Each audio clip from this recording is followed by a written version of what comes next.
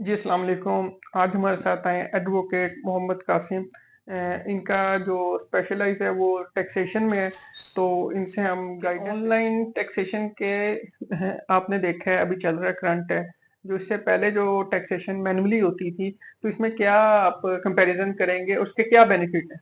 जी sir, जिस तरह technology जो है वो बड़ी तेजी से ग्रो अप कर रही है, इसी तरह एफबीआर ने भी एक सॉफ्टवेयर दो 2014 में लॉन्च किया, उसको आयरस का नाम दिया। आयरस जो है सर, उसके अंदर आपकी सारी इंफॉर्मेशन जो है वो बेसिकली वो सैलरी हो, बिजनेस हो, किसी किस्म की भी जो इनकम है वो उसमें आती है। अगर हम देखते हैं कि आपने कोई रिटर्न फाइल की है, तो वो आयरस में आपको एक जीमेल पे नोटिफिकेशन आता है कि वो उसमें आपको बताते हैं कि आपकी रिटर्न फाइल हो गई है। अगर कोई ऑफिसर को डिस्क्रिपेंसी आपकी रिटर्न में नजर आती है उनकी इंफॉर्मेशन के मुताबिक, तो वो आपको एक नोटिस इशू करते हैं आयरस में।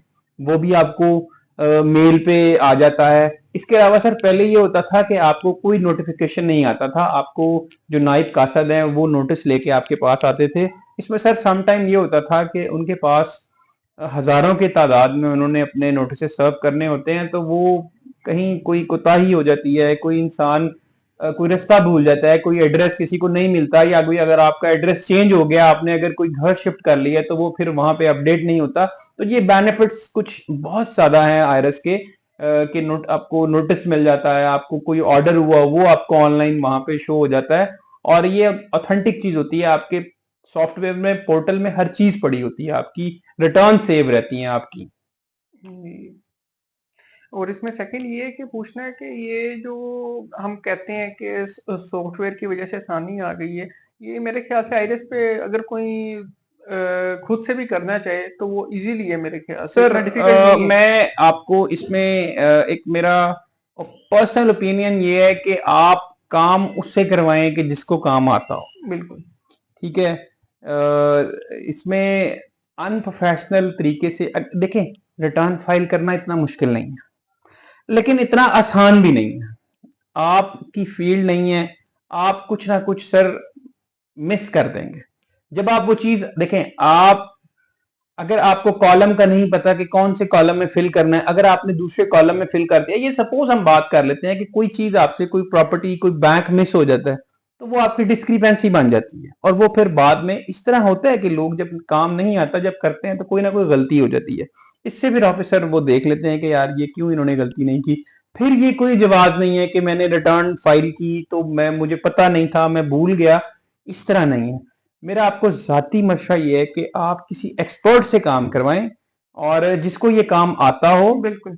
ताकि आपके कोई डिस्क्रिपेंसी ना रहे बीच में। इसकी वैसे भी कोई इतनी ज्यादा फीस नहीं होती, इकोनॉमिकल ही है। और इसका थोड़ा फीस स्ट्रक्चर बताइएगा कि जब स्टार्टिंग होता है तो कितने से होता है इसका? सर डिपेंड करता है कि काम कितना प्रोफेशनली हो रहा है।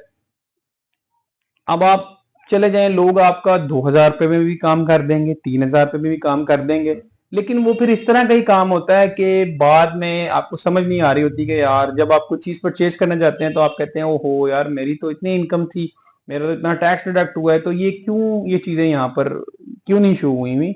आप देखें, जो एडवोकेसी है ना, एडवोकेसी इज एन आर्ट।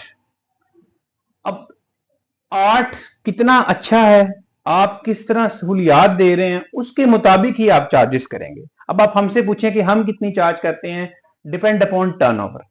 अगर एक बंदे का टर्नओवर ही एक सैलरी, वैसे तो सैलरीड पर्सन तो हम टोटली फ्री करते हैं, सैलरीड पर्सन से हम चार्जेस नहीं लेते।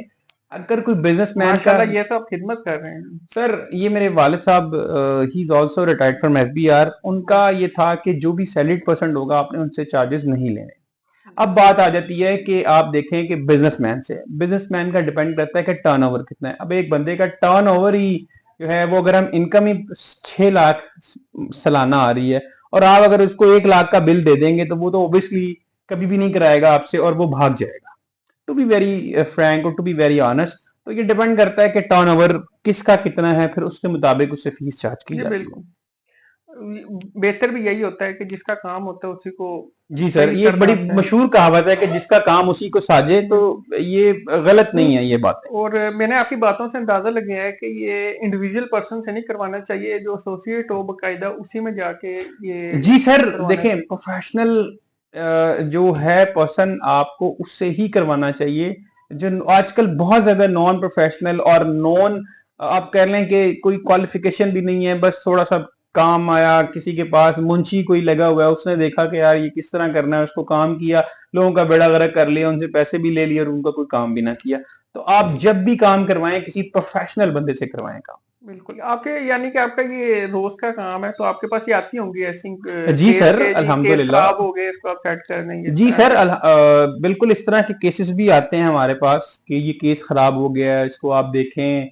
तो वो फिर जिस तरह उसको हम मैनेज करते हैं तो वो अल्हम्दुलिल्लाह कर लेते हैं, लेकिन उस पे बहुत ज्यादा फिर एक रिकंसिलेशन उसकी बनानी होती है, जो उसकी मिस्टेक्स हुई होती हैं प्रॉपर उसको रूट्स करना आपको होता है चेक जी, करने प्रॉपर होंगे। उसका। अगर कोई ओमिशन हो गई है, कोई मिस्टेक हो गई है, तो उसमें रिवीजन भी हम उसमें फाइल करते हैं।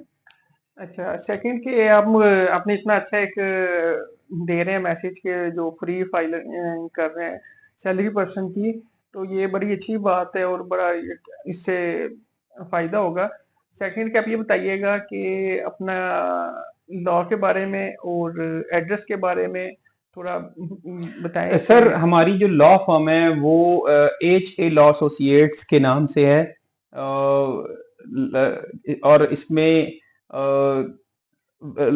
मुख्तलिफ सिविल के भी मैटर्स डील होते हैं, क्रिमिनल के भी होते हैं, कॉर्पोरेट भी होते हैं, टैक्सेशन भी होते हैं। तो सर हमारा जो एड्रेस है वो office number 45, street number 36, Madina park, Qila Gurjar Singh. It's opposite to Dunya news office, Abbott road. और सर जो मेरा नंबर है वो 0321 666 7794। चलें, ये तो आपने बहुत अच्छा बताया है और इंशाल्लाह आप आएँ, आप देखें, तो इंशाल्लाह फ़ायदा ही होगा। तो इसी से हम आपसे इजाज़त चाहते हैं। तो अस्सलाम वालेकुम।